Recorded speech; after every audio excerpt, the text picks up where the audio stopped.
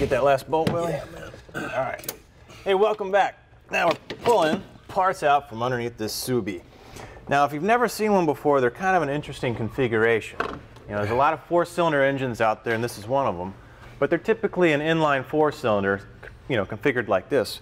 Well, this actually takes two of the cylinders, you know, from each, you know, half of the engine and lays them down flat, so it's a horizontal 180-degree spacing. Yeah, it's kind of interesting, man. Yeah, hadn't got to see one of these in here before.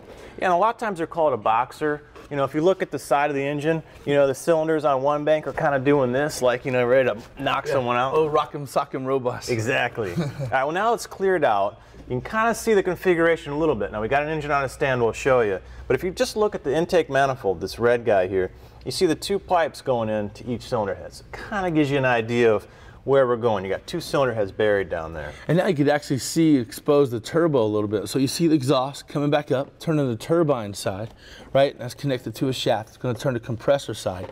This is your wastegate actuator, which is going to basically give you the ability to blow off some of that if you boost too high. Obviously, if you don't have this, it's just going to keep spinning on to infinity and pop everything in its internals. So that's controlling how much energy you're actually extracting out of that exhaust. So on the compressor side, it forces that air up to this intercooler here, and that's going to come back out right here to your intake. Right, so you've cooled it off, you feed it on the intake side, but if there's any condition where you have too much boost, or maybe you back out of the throttle and you've got a lot of pressure in there, you can blow it off here with the blow-off valve.